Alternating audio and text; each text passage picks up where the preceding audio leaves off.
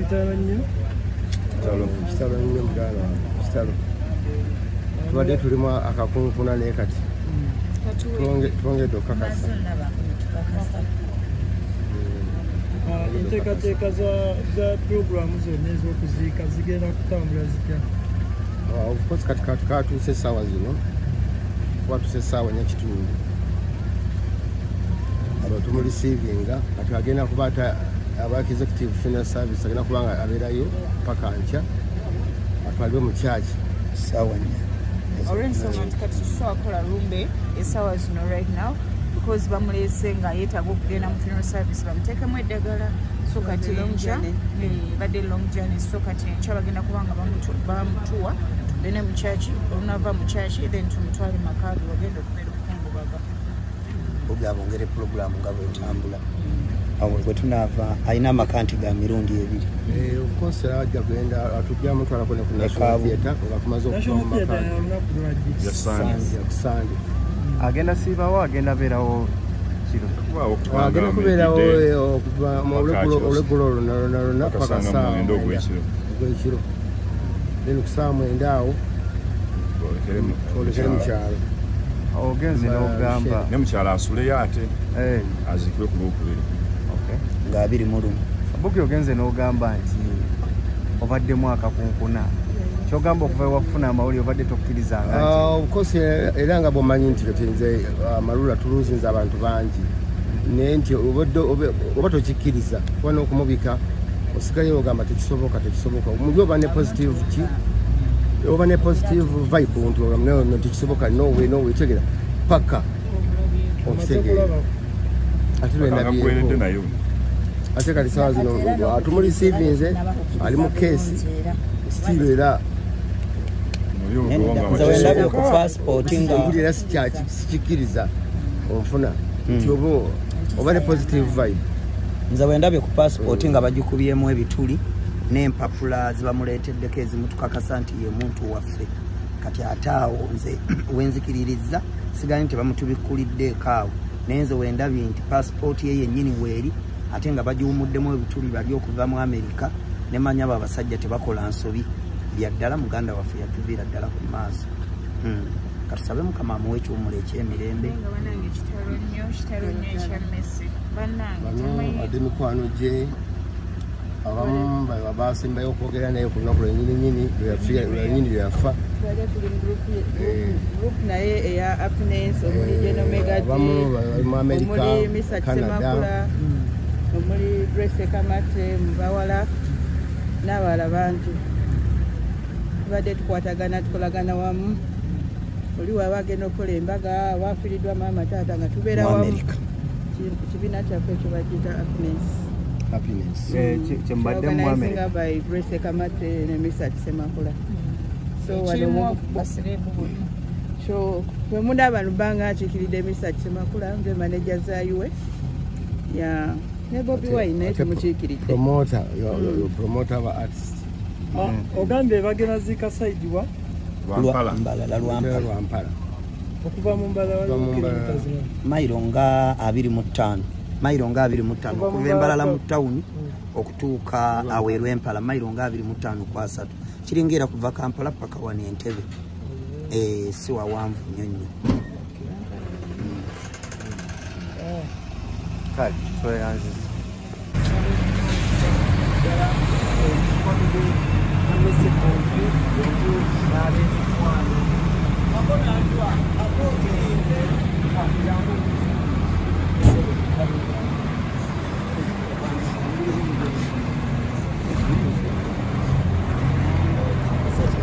nga bw'onooga nti tuli sure nti muganda waffe ono agenda kubakola ki tumuziika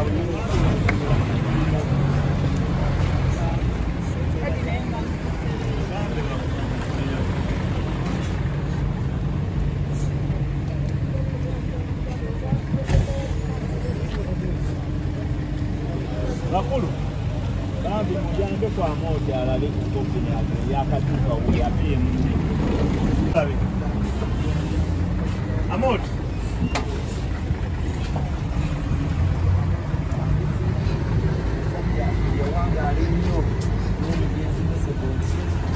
ekigere bakusimbula naye Katonda n'atusaasira ne batuuka bazze okulaba nti balaba muganda wange abadde amaze ebbanga eddene yali yagenda mu Amerika nga tebamulabako wabula kyannaku nnyo nti guno mirundi ate munnange Katonda asazeewo bw'atyo nti bamulabeko aba afunyeewo ng'asobola so embeera eri wano tewoomesa nnakamuliro embeera yakinnyika ggobe embeera yakufubagiza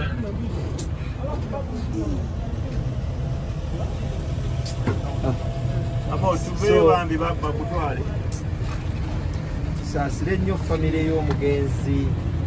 Mesebontwe nno yali omu ku ba comedian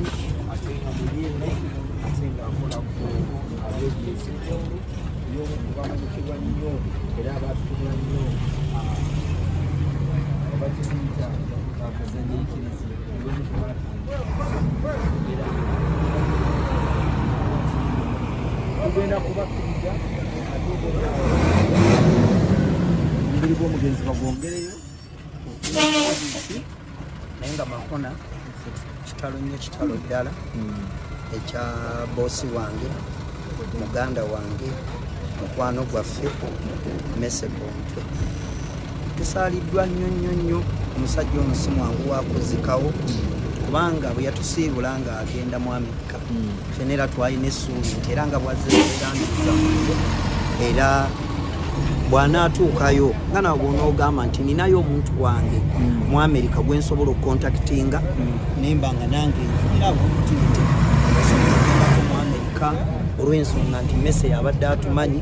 abadde atuleza ebbanga ddene ti nga buli step gye tutuukako nga naffe tulina essuubi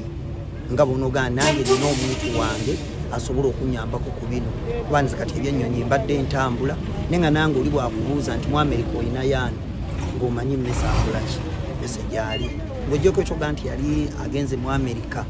mu Amalula yatulera nnyo Amalula kyekibiina kya komedi ekyazimba ennyo abaana abaali bazze nga bajoyininga komedi nga wula Bafande Kerekere abaana ba Kapere ba Full Stop nze kennyini Senga Sebbanga ba Muzeeyi Katula Muzeeyi Baagala Emmanga bangi so Mese abadde mpagi y'amaanyi nnyo industry ya komedi sigana takyamukola naye ng'ate ebadde mpagi y'amaanyi nnyo okulaba nga industry eno eyimirirawo era bano bemulaba bonna abeeyagala ffenna bamaliyaki Kapale Siganyi naye taliwo kati ali mu Amerika ba artist bonna ba comedian bonna twajja twegomba Amalula family twajja twegomba Mese twajja twegomba Amonti twajja twegomba Pade naye omuntu gwensaasidde nnyo y'Amonti tegeera ebbanga libadde ddene naye nga kitalo nnyo kitalo ddala katusaba Omukama amuwe ekyomula ekyemirembe baba oyogerekoko eri bitalo nnyo ddala bali mu kugalawo tebakulumya olugalo bitalo nnyo omuntu ayogerewo ba bitegeera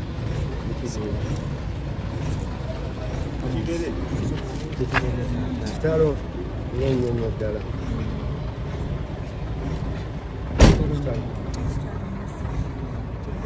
tuviiriddwako muganda waffe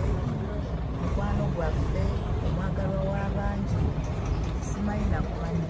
wabula kyetulina kyonyinza okugamba nga Amalula family tunyoleddwa nnyo nga tetumanyi kyoyomuti tunamuzaawo katusabe Mukama Katonda atugumye byonna byonna ebyamusobako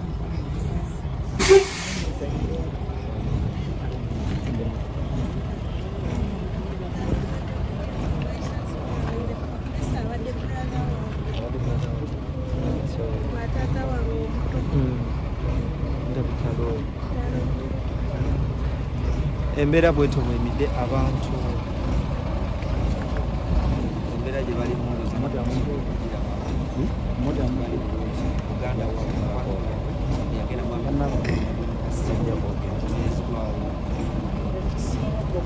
tugenda kubanga